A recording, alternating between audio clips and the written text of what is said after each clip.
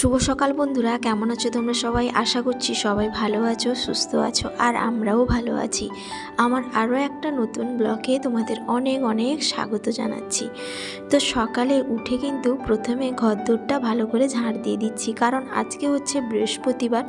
আর আমাদের বাঙালিদের বৃহস্পতিবার মানে ঘরদোর কিন্তু ভালো করে একটু পরিষ্কার করে নিতে হয়।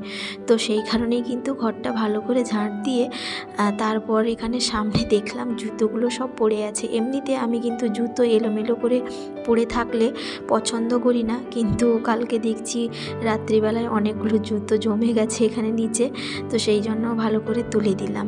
তো তারপর কিন্তু নিচটাও ভালো করে ঝাড় দিয়ে এখানে ভালো করে ধুয়ে দিচ্ছি। প্রত্যেকটা বাঙালি বাড়িতে বৃহস্পতিবার মানে কিছু হোক না হোক ঘরদোরটা পরিষ্কার রাখা, আর ওই ঝাড়ু বলো বা আসন বলো, এই সব জিনিসগুলো ভালো করে ধুয়ে মুছে পরিষ্কার করে দিতে হয়। তো সেই কারণে আমিও একটু ভালো করে ধুয়ে মুছে পরিষ্কার করে নিচ্ছি। আর আমার শ্বশুর বাড়িতেও এইগুলো মানে, আর আমার বাবার বাড়িতেও এগুলো হয়। তো সেই কারণে আমিও এইরকম একটু করার চেষ্টা করি। যতই সময় না থাকুক না কেন, তবুও একটুখানি করার চেষ্টা করি। তো যাই হোক, এখানে জায়গাটা প্রচুর বড় জানো তো তার জন্য অনেকটা পরিমাণ সময়ও লাগে, কিছু করার নেই। আর একাকেই সব কিছু যখন করতে হয়, তো তার কারণেই কিন্তু পরপর স্টেপ বাই স্টেপ কাজগুলো করতে হয়। তো যাই হোক, তারপরে কিন্তু ভালো করে সামনের অংশটা ভালো করে ধুয়ে দিয়েছি। তো তারপর কিন্তু এখানে লাইজল দিয়ে একটু ঘরটা ভালো করে মুছে নিচ্ছি। আর আমাদের বাড়িটা না প্রচুর পরিমাণে বড়। আসলে মা থাকবে বলে তখন কিন্তু বড় করেই ঘরটা আরম্ভ করা হয়েছিল, কিন্তু দুর্ভাগ্যবশত মা আর নেই। তো সেই কারণেও ঘরটা বড় হয়ে গেছে, কিছু করারও নেই, কিন্তু আমাদের লোক সংখ্যা খুবই কম। তো যাই হোক, কিছু তো করার নেই, হয়ে তো গেছে। তো যাই হোক, তোমাদের সঙ্গে কথা বলতে বলতে অনেকগুলো কাজ কিন্তু হয়েও যাচ্ছে। আর অনেকটা বড় ঘর, তো অনেকটা কিন্তু জায়গা জুড়ে আমি কিন্তু মুছে পরিষ্কার করে নিচ্ছি।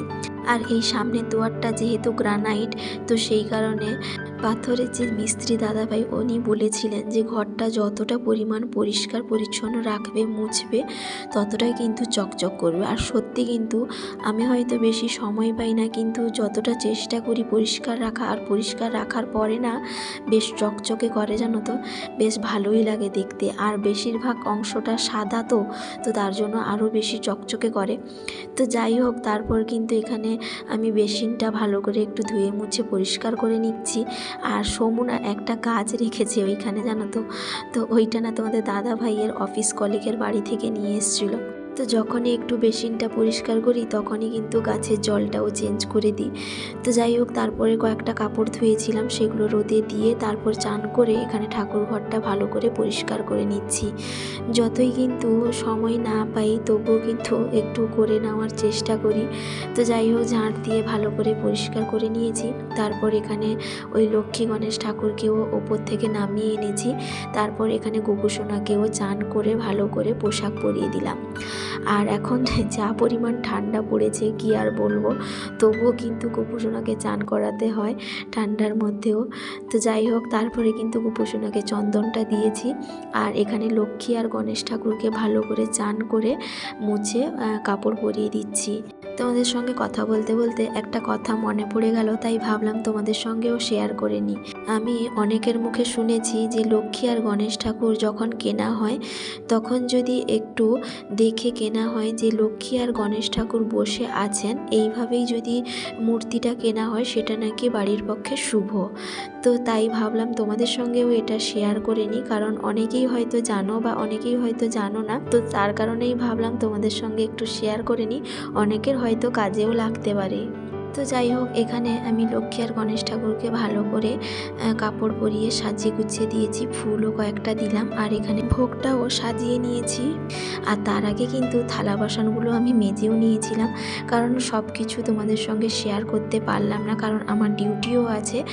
আর কি বলো তো, অনেকটা বড় ভিডিও হয়ে যাবে, কারণ এখন প্রায় অনেকটা বড় ভিডিও হয়ে যাচ্ছে। তো সেই কারণে ভাবলাম যে কয়েকটা কাজ বাকিও রেখে দিই, তোমাদের সঙ্গে শেয়ার করব না। তো যাই হোক, এখানে ভালো করে ফুল দিয়ে সাজিয়ে আমি পুজোটা করে নিলাম। কেমন লাগলো অবশ্যই তোমরা কমেন্ট করে জানিও। আর বন্ধুরা, যদি ভালো লেগে থাকে একটা লাইক কমেন্ট শেয়ার করতে কিন্তু ভুলো না। তো যাই হোক, পুজো তো প্রায় হয়ে এসেছিলো। তো তারপরে আমি এখানে ধুনোটা দিয়ে দিলাম, কারণ প্রতি বৃহস্পতিবার না আমি দিনের বেলায় লক্ষ্মী আর গণেশ ঠাকুর পুজো করলে তখন কিন্তু আমি ধুনো দিই। কারণ আমি দেখেছি আমার মা যখন পুজো করতো তখন কিন্তু ধুনো পুরো বাড়ি ঘুরিয়ে আনতো, সেটা নাকি ভালো। আর বৌদিও করে, তো সেই কারণে আমিও করার চেষ্টা করি। আসলে দেখবে বড়রা যেভাবে কাজ করে তো ছোটরাই কিন্তু সেইভাবে শিখে বা সেইভাবে কাজ করার চেষ্টা করে। তো আমিও কিছু কিছু জিনিস সেইভাবে করার চেষ্টা করি। তো যাই হোক, পুজোটা করে নেওয়ার পর তারপরে কিন্তু এখানে আলু আর ফুলকপি ভাজাটা করছি। আর এদিকে মাঝখানে আমি চা করেও খেয়েও নিয়েছি, কারণ ঠান্ডার মধ্যে একটু চা না খেলে দিনটা যেন ভালোই যায় না। আর তার মধ্যে তো আমি তো চা খেতে পছন্দ করি, তো সেই কারণে। তো যাই হোক, তারপরে কিন্তু এখানে আলু ফুলকপিটা ভাজা হয়ে যাওয়ার পর ভালো করে মশলা কষিয়ে তারপর আলু ফুলকপিটা দিয়ে ভালো করে একটু নেড়ে চেড়ে জল দিয়ে দিচ্ছি। আর আমি যখন আলু ফুলকপি তরকারি করি তখন কিন্তু আলু আর ফুলকপিটা ভালো করে একটু ভেজে তরকারিটা রান্না করি, দিলে মৌদ সুপারির মতো লাগে। তো সেই কারণে তো যাই হোক, তারপরে না একটু চাটনি খেতে ইচ্ছে হলো। চাটনি মানে বাদামের চাটনি, জানো তো, বাদামটা কয়েকদিন আগে ভেজে রেখেছি, খাওয়াও হয়নি। তো সেই কারণে ভাবলাম আজকে যেহেতু নিরামিষ, তো তার জন্য একটু বাদামের চাটনিটা বানিয়ে নিই। তো বাদামটা ভালো করে এখানে মিক্সিতে পেস্ট করে নিয়েছি। আর বাদামের চাটনিটা খেতে কিন্তু সত্যি খুবই ভালো লাগে, আর এটাও আমার বাবার বাড়ি থেকে শেখা। তো যাই হোক, চাটনিটা রান্না করব, তোমরা দেখতে থাকো। আর এদিকে ফুলকপিটা হয়ে এসেছিলো, তারপর আমি একটু এলাচ গুঁড়ো করে দিয়েছি আর তারপর নামিয়ে নিয়েছি। আর তারপরে এখানে একটুখানি ফোড়ন দিয়ে তারপর আমি ওই বাদামটা দিয়ে দিলাম, মানে বাদামের পেস্টটা। তো তারপর কিন্তু ভালো করে একটু নেড়ে চেড়ে নিচ্ছি। তারপর আমি এখানে একটা আমচুর দিলাম, জানো তো, যেহেতু চাটনি একটুখানি টক মিষ্টি থাকবে সেটাই ভালো লাগবে। তো তার কারণে একটুখানি আমচুর দিলাম, তারপর একটু পরিমাণ মতো মিষ্টিও দিয়েছি, তারপর একটু ভালো করে কষিয়ে জল দিয়ে দিয়েছিলাম। তো একটুখানি ফুটে যাওয়ার পর তারপর কিন্তু আমি নামিয়ে নিচ্ছি। আর তোমরাও কিন্তু বাড়িতে একবার হলে বানিয়ে খাবে, দেখবে বেশ ভালোই লাগবে। তো তারপর আমি একটু চচ্চড়ি বসিয়েছিলাম, চাটনিটা বসিয়ে কিছু সবজিও কেটে নিয়েছিলাম। তো তারপর কিন্তু চচ্চড়িটা হয়ে আসার পর এখানে পরিমাণ মতো একটুখানি সরিষার তেল দিয়েছি আর সরিষা আর জিরে গুঁড়ো দিয়েছি, যাতে সেন্টটা ভালো হয়। তো যাই হোক, এখন কিন্তু রান্নাবান্না কমপ্লিট। আর এরপর কিন্তু আমি ডিউটিতে যাব আর অল্প করে ভাতও খেয়ে যাব। তো যাই হোক বন্ধুরা, এখন হচ্ছে সন্ধ্যের সময়। তো ডিউটি থেকে আসতে অনেকটা দেরি হয়েছে, কারণ আজকে আমি সকালে দেরি করে গিয়েছিলাম। তো তার কারণে এসে কিন্তু তারপর ঘরটর ঝাঁট দিয়ে কাপড় তুলেছি, সমুকে একটু খাইয়েছি, তারপর ওকে গরম জল করে হাত পাটা ধুয়ে দিয়েছি, তারপর পোশাক পরিয়ে তারপরে ভাবলাম কিছু একটা বানিয়ে নিই। তো তার জন্য এখানে ময়দাটা ভালো করে চেলে নিলাম আর একটু সাদা তেল বেশি করে দিয়েছি, একটু লুচি করবো, জানো তো। তো তার কারণে ভাবলাম একটু তাড়াতাড়ি করে নিই, কারণ ঠান্ডা পড়েছে, রাত্রিবেলা সেরকম করতে ইচ্ছে হবে না, তো সেই কারণে। আর একটু গরম জল বসিয়েছিলাম, তার মধ্যে একটুখানি চিনিও দিয়েছি, যাতে তাড়াতাড়ি চিনিটা মিলিয়েও যায় আর ময়দাটাও মাখানো বেশ ভালো হয়। গরম জল দিলে না আটাতে আর ময়দাতে বেশ ভালো হয়, তো সেই কারণেই দিলাম।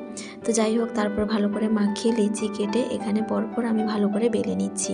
আর ময়দার ক্ষেত্রে একটুখানি যদি তেলটা বেশি দেওয়া হয় তখন কিন্তু লুচিগুলো বেশ ভালোই হয়, বেলতেও অসুবিধে হয় না, আর মানে পরপর উপরে রাখলেও না লেগে যায় না একটার সঙ্গে একটা। তো আর লুচিগুলো বেশ ফুলেও ভালো, তো সেই কারণে। তো যাই হোক, এখন লুচিগুলো বেশ বড় বড় করে ভালো করে বেলে নিচ্ছি। আর সমুনা লুচিটা খেতে ভীষণ পছন্দ করে, তো সেই কারণেই কিন্তু লুচিটা বানাচ্ছি। আর ময়দাটা মাখিয়ে আমি কিন্তু এখানে আলু আর পটলের তরকারিটা বসিয়ে দিয়ে গেছিলাম, প্রায় হয়েও এসছে, আর একটুখানি ফুট লাগলে হয়েও যাবে। আর যখন খাবো একটুখানি গরমও করে নেব তখন, কারণ তাড়াতাড়ি রান্না করছি, তো ঠান্ডা হয়ে গেলে সেরকম বেশি ভালো লাগবে না, তো সেই কারণে। তো ওইদিকে তরকারিটা হয়ে গেছে, ঢাকা দিয়ে রেখেছি। আর এদিকে কড়াইটা ভালো করে ধুয়ে তারপর এখানে আমি লুচিগুলো ভালো করে ভেজে নিচ্ছি। আর সত্যি কথা বলতে কি, লুচি যদি না ফুলে না খেতেও ভালো লাগে না আর দেখতেও ভালো লাগে না। তো দেখতেই পেলে লুচিগুলো দেওয়ার সঙ্গে সঙ্গে কিন্তু ফুলে উঠছে, যেহেতু তেলটা বেশি করে দিয়েছি, সুন্দরভাবে মাখিয়েছি আর গরম জল দিয়েছি, তো তার কারণে কিন্তু প্রত্যেকটা লুচি একা একাই ফুলে যাচ্ছে।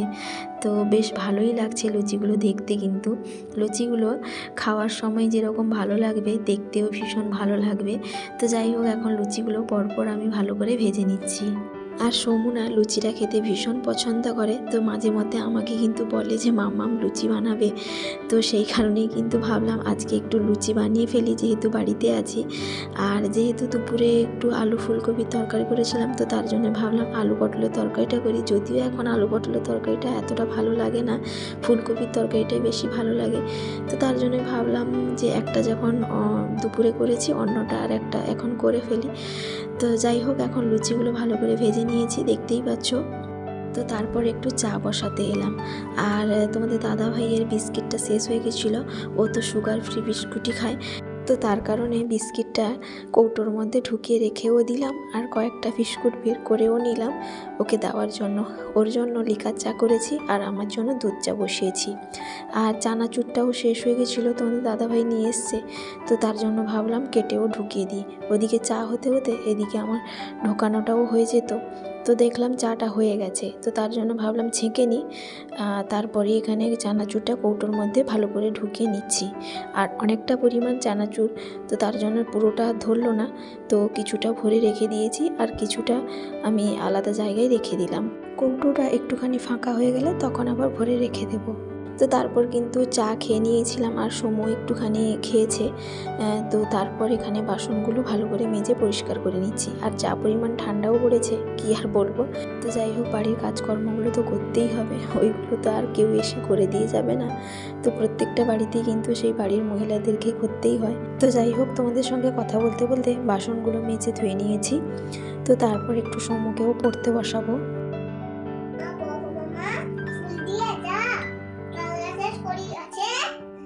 গুনে গুনে নিয়ে যা মাছ ধরতে খিল নদী খুলে সিমনে গলা কলা বেলের মাছ পেতে ধরছিলে সিংহ মামা মাংস খেতে যাও রাসন্ত দেবো তোমায় হিংসা বুঝে যাও। তারপর খোকন খোকন খোকন খোকন করে মাই খোকন গেছে খোকন গেছে।